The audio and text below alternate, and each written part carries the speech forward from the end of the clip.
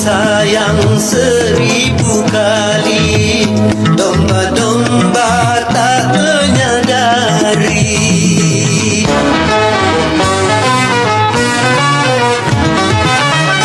Kasihan, aduhai kasihan, domba-domba pun bermusuhan.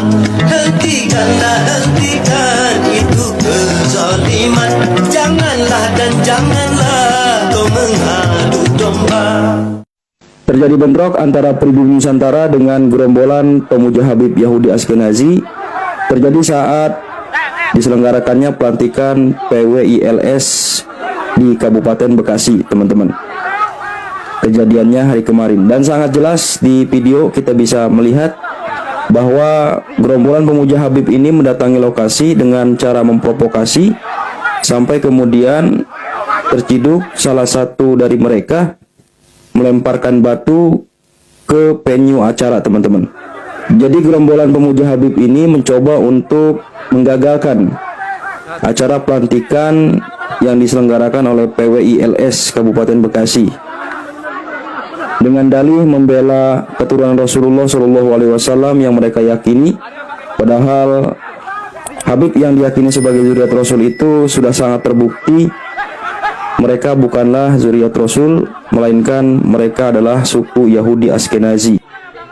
Dan yang menjadi ironi adalah ketika Habib Yahudi Ashkenazi ini menggunakan tangan pribumi untuk memusuhi pribumi yang lain, dan tidak ada satupun terlihat Habib Yahudi Ashkenazi ini ikut serta dalam upaya menggagalkan pelantikan PWILS yang ada di Kabupaten Bekasi ini, teman-teman. Ini menandakan bahwa strategi adu domba antar pribumi ini dilakukan oleh Habib dan dalam negara. Yang kedua, jangan pernah berikan ruang kepada kelompok fundamentalis di media-media resmi mainstream tingkat nasional. Yang ketiga, yaitu jangan pernah memberitakan segala kebaikan sebesar apapun yang dilakukan oleh kelompok fundamentalis. Yang berikutnya, setiap kesalahan sekecil apapun yang dilakukan oleh kelompok fundamentalis harus diviralkan, harus disebarluaskan, dan harus diulang-ulang. Nah, supaya itu melekat di hati masyarakat bahwa mereka adalah orang-orang yang tidak layak untuk diberikan tempat di kita punya negeri atau di negeri Islam. Nah, kemudian nggak sampai di situ, kelompok fundamentalis yang manapun jangan pernah sebut mereka dengan rentetan gelar-gelar akademik mereka. Nggak boleh. Apakah itu gelar-gelar kehormatan di tengah masyarakat atau gelar akademik, profesor, doktor, dan lain sebagainya. Jangan.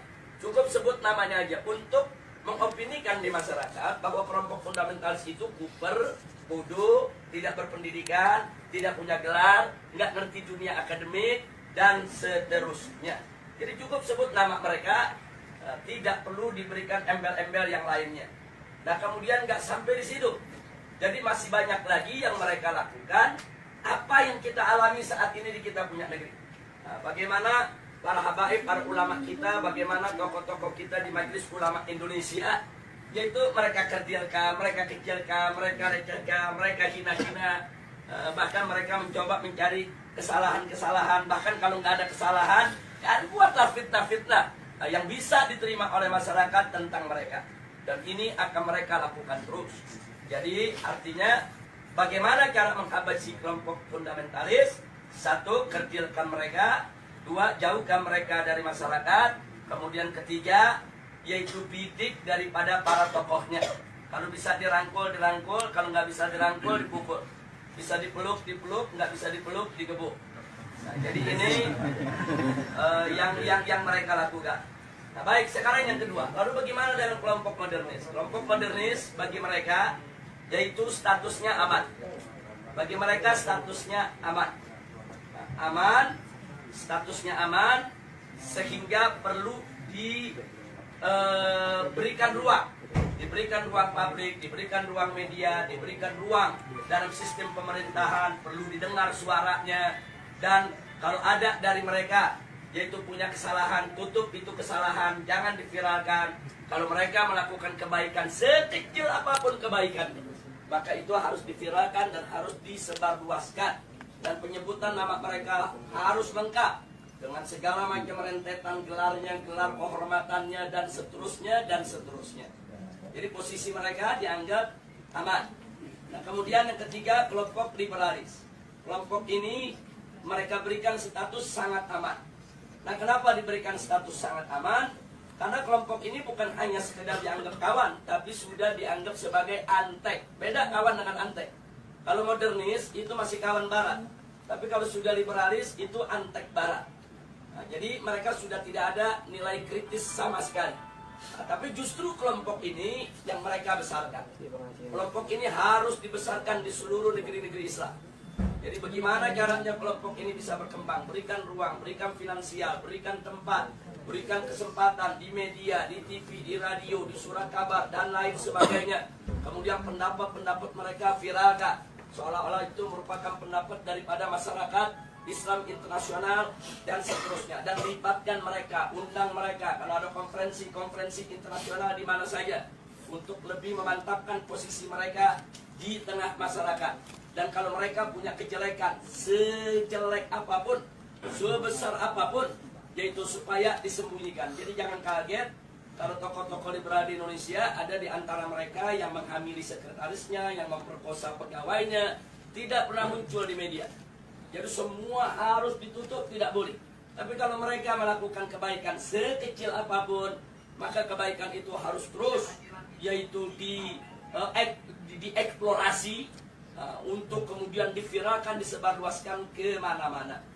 Nah, ini maka itu disebut ini kelompok status sangat aman. Yang terakhir, yang tradisionalis, kelompok ini masih diberikan status waspada.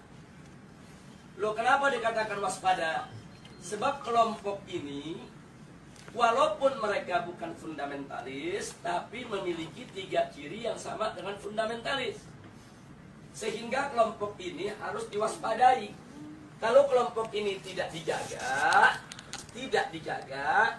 maka nanti kelompok ini setiap saat bisa berubah menjadi fundamentalis. Nah, maka itu usul mereka, kelompok yang keempat ini dijaga. Nah, maksudnya dijaga bagaimana? Satu, jangan kasih mereka berdekatan dengan kelompok fundamentalis. Sebab kalau kelompok tradisionalis dengan kelompok fundamentalis duduk bareng satu meja, satu kursi, mereka diskusi, maka kelompok tradisionalis berpotensi besar untuk berubah menjadi fundamentalis.